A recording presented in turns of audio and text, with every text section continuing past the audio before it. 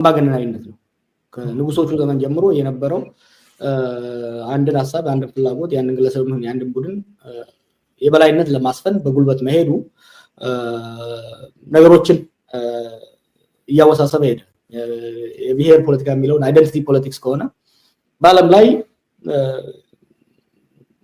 ኦልሞስት አብዛኛው ፖለቲካ የማንነት ፖለቲካ ኮምፖነንት አለ አሁን በተለይ አሁን በምዕራቡ ዓለም ላይ የማንነት ፖለቲካ የበላይነቱን እያያዘ የመጣበት ሁኔታ ነው ያለው የማንነት ፖለቲካ ይዞ የሚመጣው ችግር እንዳለ መገንዘብ ያስፈልጋል ችግር ያን ችግር ደግሞ በማፈን ልትወጣው አትችልም የተስሩ ዲሞክራቲክ ኢንጂነሪንግ ነው መወጣት የምትችለው አሁን የቀይ ዘመም የነጭ ብሔረተኞች የሚያደርጉትን እንቅስቃሴ አለ በአውሮፓም በአሜሪካም የሚደረግ አለ ያንን ለማፈን ብትሄድ ሊፈጥር የሚችለውን ግጭት ማሰብ መቻል አለ ያንን ልትቋቋም የምትችለው ስሩ ኢንስቲትዩሽናል ኢንጂነሪንግ ስሩ ዲሞክራቲክ ፕሮሰስ መሆን መቻል አለበት በሐሳብ ገበያው ላይ በፖለቲካል ማርኬት ፕሌሱ ላይ እንዲሸነፍ ማድረግ እንጂ በጉልበት ለመጨፍለቅ ሄዳለው ካልክ አደጋ ይፈጥራል ጥሩ ሌሎቹን ተመልሰን እንመጣባቸዋለን ከዚህ ጋር በተገናኙ በኋላ ላይ በደንብ በእናታቸው ጉዳዮች አሉ ከብሔር ጋር በተገናኘ ከተረኝነት ጋር በተገናኘ ያለውን ነገር በደንብ እንመጣባቸው ነው የሚሆነው አሁን ግን ወደ ኢኮኖሚ ጉዳይ ለመልሰ በዘመነ ብልጽግና ኢኮኖሚ የሀገሪቱ ኢኮኖሚ እንዴት ነው ባንተ እይታ የሚገለጸው በርካታ ሰዎች ኢኮኖሚ ተሽመድምዷል ሁሉ ነገር ቅድም አንተም ስታነሳ እንደነበረው ለገበሬው እንኳን የሚቀርበው የአፈር ማዳበሪያ በጣም ከ3 እጥፍ በላይ ጨምሯል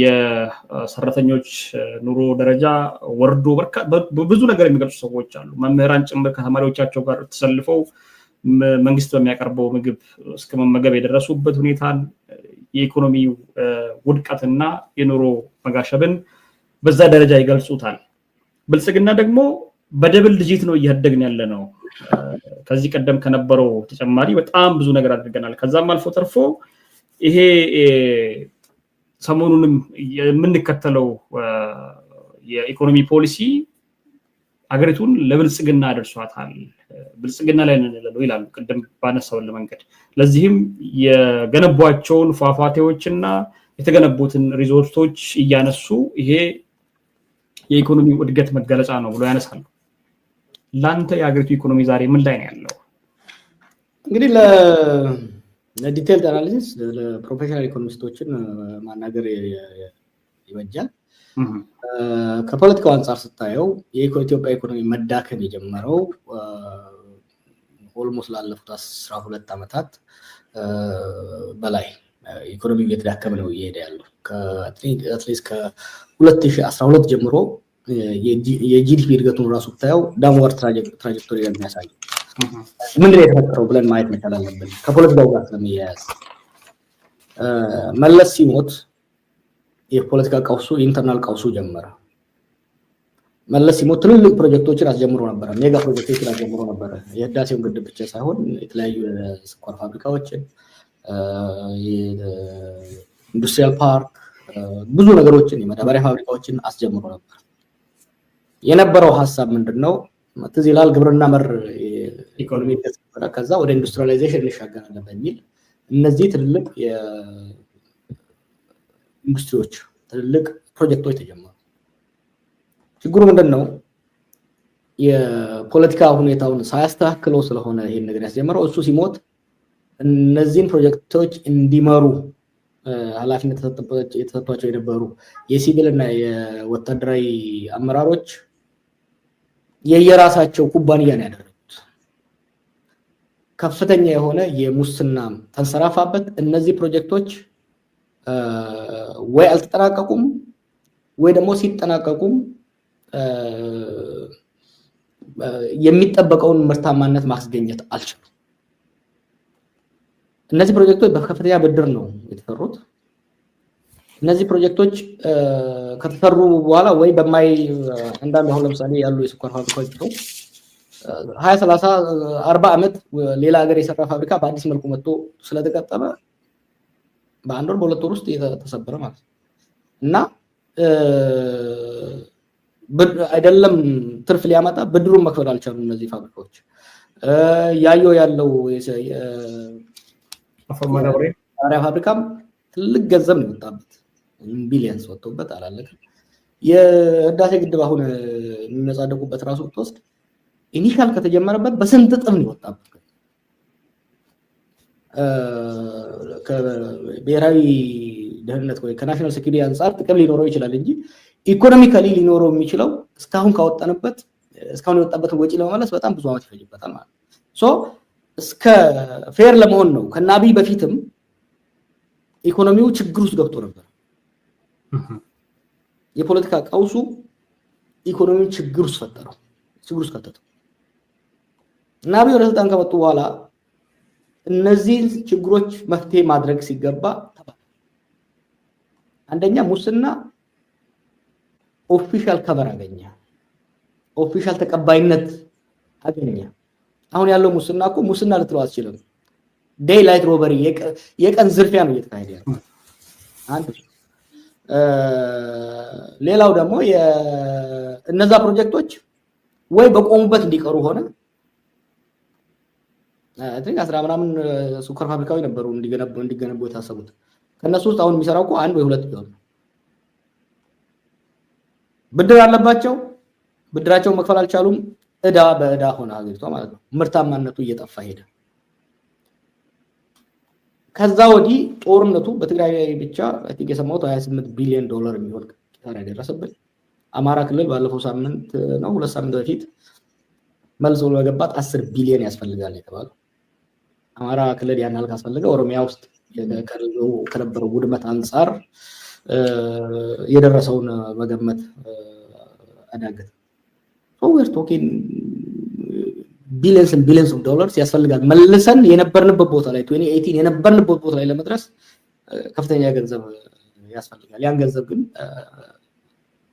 at least ወደ ኋላ ለመመለስ ያፈሰሰ ነው ኢኮኖሚው ያፈሰሰ ኢኮኖሚውን እንደ አንድ ጎተራ ብትወስደው ጎተራው በጦርነት ምክንያት ተበሳስቶ ያፈሰሰ at least መፍሰሱን ማቆም ያስፈልጋል ነው ስለ ሰላም ሁሉ የምናገረው ጦርነት እንዲቆም የምናገረው at a minimum ያለው የቋት መፍሰስ እንዲቆም ማድረግ ያስፈልጋል ይሄ እንዲፈስ ማቆም አልተቻለም ጦርነቱ ስለቀጠለ ትግራይ ውስጥ መልሶ ግንባታ እስካሁን አልጀመረም ምክንያቱም ኤሊታን ጦርነት ሊጀመር ይችላል ኦሮሚያ ውስጥ ሰላም መጣ ከፍተኛ ነው ለዚህ ነው የኛ ሀገር ህዝብ አንድ ነገር መረዳት ያለበት የአማራ ክልልና የኦሮሚያን ጦርነት ሰው ሲሪየስሊ መውሰድ መቻል አለበት ምክንያቱም ትልቅ የኢኮኖሚ እንቅስቃሴ ያለው በዚህ